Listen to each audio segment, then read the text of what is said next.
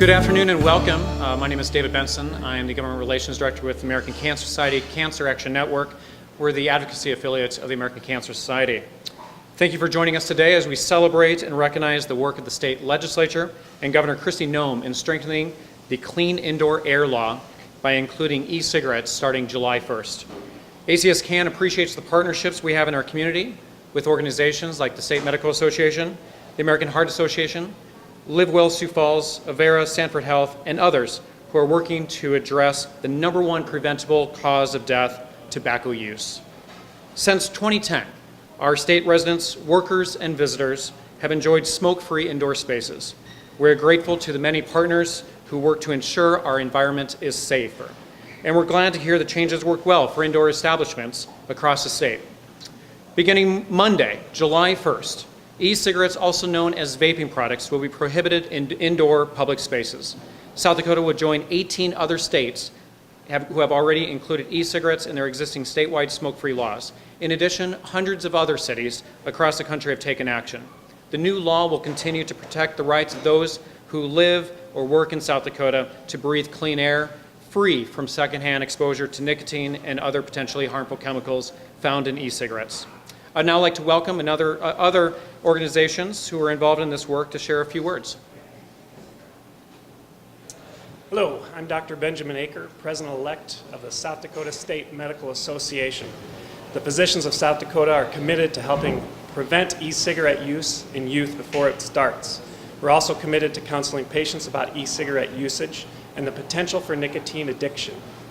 We are learning more about the dangers of vaping, and in addition to working with our individual patients to curb e-cigarette use, we referred numerous patients to the South Dakota Quit Line for help with e-cigarette addiction. The new legislation taking effect next week will help some from becoming addicted and will protect non-users from potentially harmful toxins due to secondhand exposure. Thank you. Good afternoon. My name is Dr. Paul Amundson. I'm a family physician, medical director for CVS Health, and more importantly, a volunteer for the American Heart Association. The use of e-cigarettes, such as vaping, and especially Juul products, is becoming an increasing crisis among teens and is addicting a new generation to nicotine and tobacco products, reversing the decades-long progress that has been made in reducing youth tobacco use. Strong smoke-free laws, like our South Dakota law about to take effect, are a proven strategy for helping address the dramatic rise in e-cigarette use among teens and adults and help those who want to quit tobacco by providing them with public environments free from any pressure or temptation to use tobacco and vape products. Plus, when people live and work in spaces that are smoke-free, they can breathe easier, knowing that they are not being exposed to the diseases and health risks that come with secondhand smoke. Thank you. Good afternoon. My name is Thomas Asfeld. Professionally, I'm a director of cancer services at Sanford Health, having served in that capacity for the last 14 years. I'm also a volunteer for the American Cancer Society Cancer Action Network, and have gladly served as a volunteer very actively for more than 10 years. American Cancer Society Cancer Action Network's mission is to reduce suffering and death from cancer through legislative action on the local, regional, state, and federal level. We saw ACS CAN's mission and grassroots volunteers in action again this year in South Dakota. In March, the state legislature passed legislation adding e-cigarettes to our smoke-free law. This will take effect on Monday, July 1st. This is a fantastic win for our state. We know tobacco remains the #1 preventable cause of cancer death. 28% of all cancer deaths are a result of smoking. This is simply unacceptable.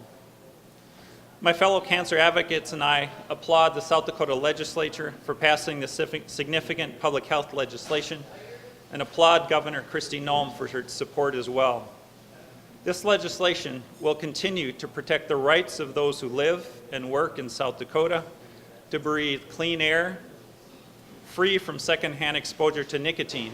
Nicotine is the drug in tobacco that causes dependence, and other potentially harmful chemicals found in these nicotine delivery devices, because that's what e-cigarettes, vaping, Juul, whatever you want to call them are, is nicotine delivery devices. The law will help ensure that enforcement of existing smoke-free laws is not compromised. The public health benefits of smoke-free laws are not undermined.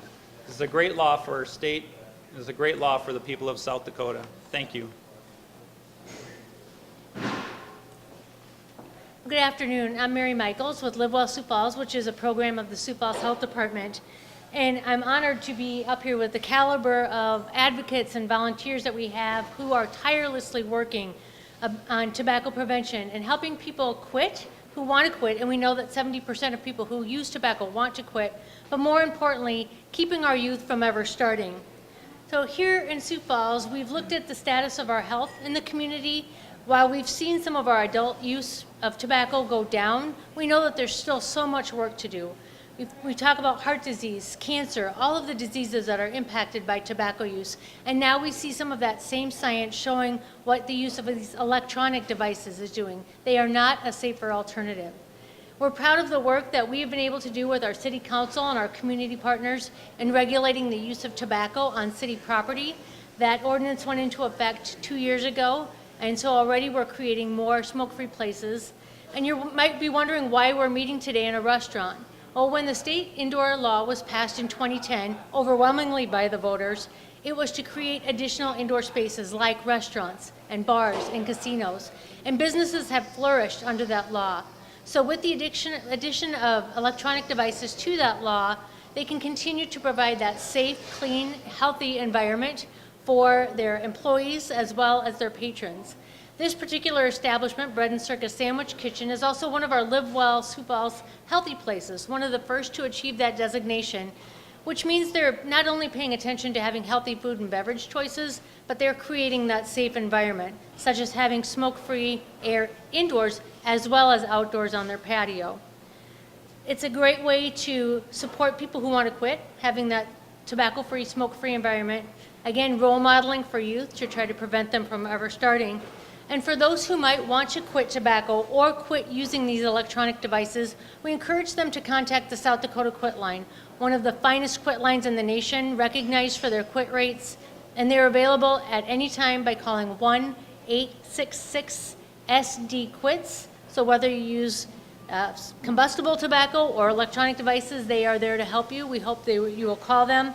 And on behalf of all of our partners today, we want to thank you for coming. Thank you for your time, your dedication, your efforts to the people of Sioux Falls, but across the state, in creating healthy environments so they can live longer, happier lives. I think the key thing, as we learned with the smoke-free law that went into effect in 2010, is we found that it's really self-enforcement.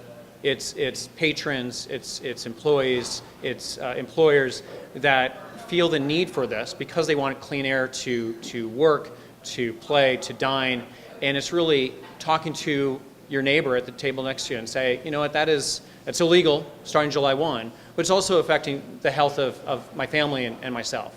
And we found that to be effective with the current smoke-free law, and we see that continuing with the inclusion of e-cigarettes. This particular law, it regulates the use indoors, but our city ordinance does have some provisions that include the parks. Special events in our parks are smoke-free, and everything within the city ordinance does include electronic devices as well as combustible tobacco. So anytime youth activities are happening around the city, there's no tobacco use at all.